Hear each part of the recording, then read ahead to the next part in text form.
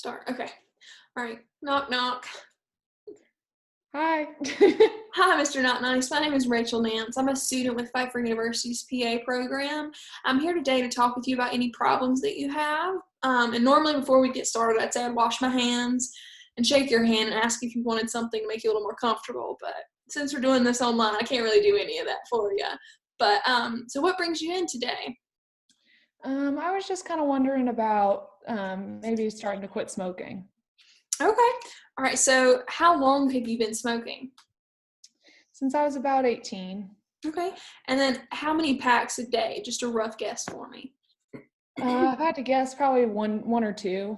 1 or 2 packs. Okay. Now, have you previously tried to stop smoking? Yeah, I've tried a couple times. A couple of times. I know it's a bad habit, but it's just something that I go back to. I understand. Now, when you tried to quit, did you use anything to help you, like the gum or the patches or anything like that? Yeah, I tried the gum before, but I didn't like the taste, so that's probably why I stopped the Okay. last time. Yeah, it tends to have like this little peppery taste that some people just can't quite get over. All Not right. for me. Now you mentioned that you smoke that 1 to 2 packs a day, and you started when you're 18. Have you always smoked 1 to 2 packs a day, or When I was younger, it was probably closer to one, okay, but now it's probably much closer to the two or three sometimes, I guess. okay? Now when did that kind of come about when you started noticing that you were using more? I guess it really started when I got back from Iraq. I was having all of these issues with PTSD and night terrors and all this stuff. So I just needed a way to kind of get rid of that and kind of cope, I guess. Right, I understand. I understand now. So how long ago were you diagnosed with the PTSD? Just a guess for me again. That is a good question. I would probably say like 5 years ago. 5 years ago. Okay. Now you mentioned that you use smoking to kind of help with the PTSD. So what kind of symptoms do you see come about from the PTSD? Um, Lots of night terrors, lots Okay. of like anxiety and like increased heart rate, things like that. Okay. So you kind of use smoking to help with the anxiety of the PTSD. Oh yeah, absolutely. Okay. All right. Now, are you taking any medication to also help with your symptoms? Well, I'm taking it's called like sertraline or something like that for anxiety. Okay. Um, How many milligrams is that? Do you know? it's 100, I think. Okay. Is That's it once daily? yeah. All right. Okay. So now do you use anything else to kind of help you with the anxiety? Um, I mean, I've smoked marijuana before, Okay. but that kind of stopped. Um, Recently, I got arrested for it, but I guess some other ways is I also drink before bed just to kind of go to sleep because sometimes I can't turn my mind off. Right. I understand that. So you say you drink before bed to help you with like the night terrors? Yeah, it's really the only way that'll get me to go to sleep. I have tried like melatonin and Mhm. other sleep aids, and that's the only thing that works. Okay. Now, are you still using the melatonin or did you stop that? No, I stopped that forever ago. Okay. So you say you drink some alcohol. What kind of alcohol is it? Is it beer, Yeah, mixed just drink? a few beers at night. A few. Okay. So when you say a few, can you give me a number? It's probably about eight. Eight's my lucky number. Okay. 8 beers a night. All right. So I got a couple questions for you. Okay. Mhm. Um, do you ever feel like you need to cut back from the drinking? I mean, maybe a little. I know it's not great for me, but it's the only thing that gets me to go to sleep. Right. I understand that. Now, do you ever have like family or friends approach you about your drinking and it kind of gets you upset? Or, No, I live by myself, so no one's really seeing me do it. okay. All right. Now, do you ever feel guilty about drinking? I mean, a little. I know that it's probably not good for my health, but I got to do what I got to do. Right. Okay, so you say that you drink these beers to help you sleep, but do you ever wake up first thing in the morning and have a beer? No. Okay. All right. So you mentioned that you were taking some medication for the anxiety, but are you taking any other kind of medication? Yeah, I'm on a blood pressure medication that's Mhm. called telmisartan. Okay. It's 80 milligrams once a day. Okay. Anything else? And then I also have I take Tricor Mhm. 160 milligrams for my high triglycerides. Okay. And your primary care from the VA is the one who put you on these medications, if I understand correctly. Mm-hmm. All right. Now, are you taking any over-the-counter medication or any like vitamins or anything like that? No, not right now. Okay. Now, are you allergic to any medication? Not that I know of. What about any food or any like environmental kind of things like pet hair and stuff like that? Not that I've encountered. All right. Now, have you ever had any kind of surgeries or any other medical problems besides the ones that you kind of discussed already? No, nothing too crazy. I'm Okay. pretty lucky. All right. So I want to get to learn a little bit more about you as a person. So I know you said are a veteran, but do you work currently? No, right now I'm not working just because the PTSD has gotten so bad. Okay. I'm not able to work. Okay. So So yeah. are you on disability since the Mhm. PTSD? Yeah. Oh, right. And you say you live at home alone, is that correct? Hmm. Okay. All right. Now I want to ask you about kind of like your exercising and like hobbies. Do you have any friends that like you go out with to exercise or anything like that? Yeah, I've got some buddies that that was on my first tour with me. We'll get a drink every once in a while, but um, not too many people in and Okay. out of my life. All right. Now let's go through what you typically eat in a day. So what do you usually eat for breakfast?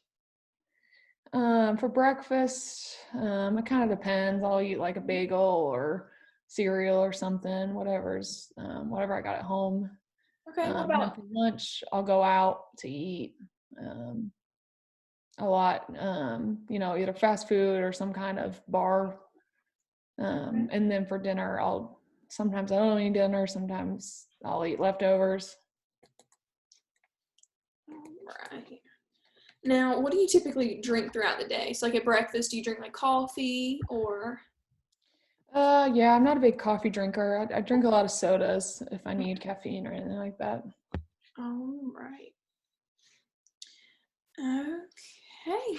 So, you mentioned that you live alone right now, but are any of your family members, like your mom or your dad, around? No, I mean my dad's not around anymore.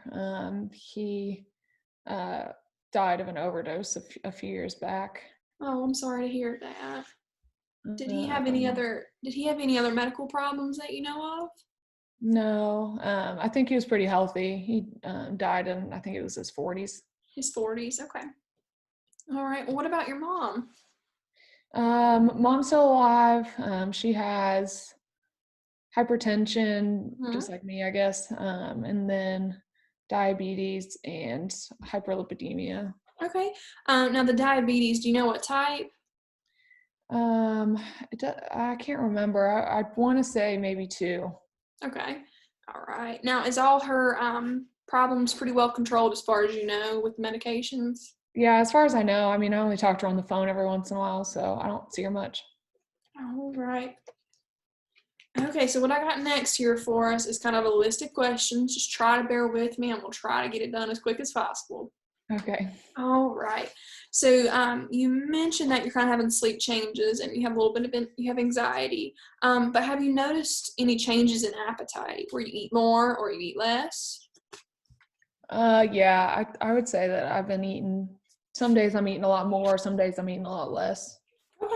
So it just kind of depends on the day. Yeah. All right. Now, what about, do you ever have any chest pain at all?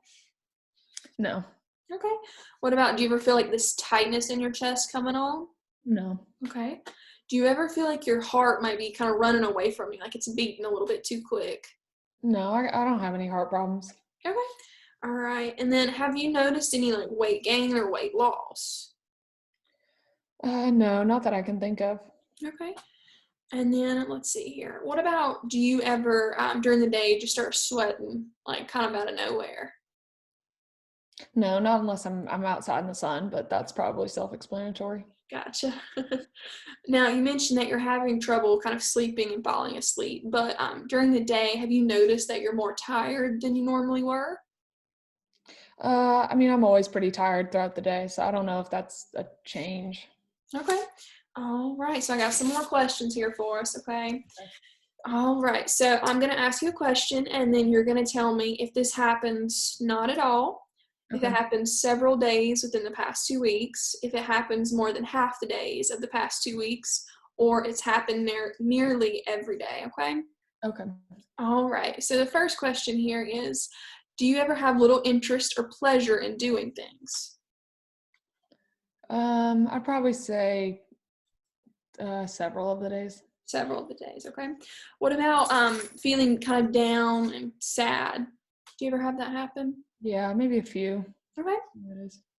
What about now you mentioned that you have trouble falling asleep. But do you ever have trouble staying asleep? No, not really. All right. And then you already mentioned that you have trouble kind of feeling tired a lot. Does that happen, all the time, just a couple days? Maybe like half the days. About half the days. Okay. And then you mentioned earlier that you kind of have a change in appetite where some days you eat more, some days you eat less. Again, does that happen, never, couple of days, half Yeah, the day, some of the days. some of the days. Okay. What about feeling kind of like sad down about yourself? Like you let yourself or maybe family and friends down? Some of the days. Okay. What about do you ever have trouble concentrating on like the television or like reading the newspaper or something like that? Yeah, every once in a while. Okay. All right. And then what about have you noticed yourself kind of like moving in slow motion here lately? Yeah, just kind of feels like life's kind of in that slow-mo. Okay. All right. So for all the questions that you did answer kind of yes to in some way, shape, or form, how difficult does this affect like your daily life? I mean, no, it doesn't really affect much. Not that much. Okay. All right. So you came here today to talk about kind of quitting smoking cigarettes. Okay, so if you don't mind, is it okay if I talk you through kind of like our options and like the next steps that we can take? Yeah, absolutely. All right. So with the tobacco, the VA actually provides several different kind of options that we can take. One of them will be like the nicotine gum, and then the other one's like the lozenges. It's kind of like little cough drops that you can use, and then they also have the patches. So those are going to kind of be the step that we're going to take. So which one do you think might be the easiest to kind of implement into your daily life? Well, I didn't like the gum, so maybe like Mhm. the lozenges might be, but I don't know. Do you know if those have a taste? They do kind of have this similar peppery taste that people know. So do you think patches might be a Yeah, step? that might be a good way to start. Okay. All right. So let me talk you through kind of how the whole patch step goes through. So you noticed or you noted that you smoke about 2 packs a day or so. So what we're going to do is we're going to start you off with the patches that are 21 milligrams. And so what you do is essentially, most people put it here on like their upper arm because there's no hair there, so it's easy to take on and off, and it doesn't hurt. But what you need to do is you need to clean the surface, even if it's just like a rag that's a little bit wet, and then make sure it's dry. And then you're going to stick the patch on, and then you're going to leave it there from 16 to 24 hours. And then after that, you'll take it off, clean it again, dry it down, and put on a new patch. So we're going to do the 21 milligram patch for the first 4 weeks. And then after that, the next 4 weeks will go to the lower dosage. And then the next 4 weeks after that will go to the lower dosage. So all in all, it's about 12 weeks to kind of get through this. And then hopefully by the end of this process, you won't need to smoke anymore. Yeah. So I do want to let you know there is some side effects with the patches. It's pretty much similar side effects that you see with like the gums and the lozenges as well. excuse me, some people kind of have like nausea, Mm. not necessarily vomiting, but their stomach just feels a little bit upset. And then also sometimes people feel like their heart's kind of running away from them. So those are just some things I want to let you know and be aware of. And then at the site that you put the patch, if you notice like any irritation, not necessarily irritation from kind of like the stickiness off the patch itself, but you notice kind of like a burning or red sensation at the patch site, just take it off and give me a call, okay? Okay. Does that sound like something that you're kind of interested in and something that you can kind of do in your daily life? Yeah, I definitely think that that's probably way easier than the lozenges or the gum because it's Okay. just once a day. I don't have to mess with it. Awesome. All right. And then the VA, they provide that, but they also have some counseling services that you can go through as well. Some of them are kind of just online situations. Some of them are kind of like apps that you just use. Do you think that might be something that could be helpful to you as well? Yeah, absolutely. I mean, anything that'll Okay. help. All right, great. So we'll get that set up, and then I'll talk with your primary care provider at the VA to let them know that we're getting these processes started, okay? Okay. All right, so a couple other things I want to talk about is the alcohol use. Is that something that you think you might could cut back on a little bit? Yeah, I mean, I don't really want to, but I know I should. Okay. All right, so let's try like a simple step. Let's go, instead of doing 8 beers a night, let's just try to do like 6 beers a night. And then from there, we'll just keep cutting back down further and further until you get to where you don't essentially need alcohol to be able to fall asleep. Does that sound pretty good to you? Yeah. All right. Now, have you ever considered counseling services for the alcohol use? Yeah, my mom told me I should do it a while back, but I kind of ignored her. So yeah, it's probably something I should look into. Okay, so we have some local programs here in Albemarle that you can definitely use. And I'll kind of print these packets out and give to you just to give you kind of a little direction that you can look at home if you decide to follow that path. The next thing I want to talk about with you is the kind of anxiety. And then through the questions that I asked you, it kind of led me to see that you're mildly depressed. And it's kind of probably all associated with the PTSD. I think everything kind of stems from that. Um, so what I would maybe like to suggest is maybe do some counseling services for that. Is that something that you think would be kind of an option for you? Maybe. I mean, if I'm doing counseling for all the other stuff, I might be covered with that. So I don't know. Maybe I'll think about it.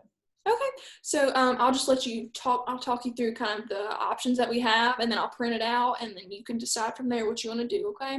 Okay. So the VA has a couple options. Again, they're like online type options where you can do an individual class, a group class, and they typically only meet like once a week or so.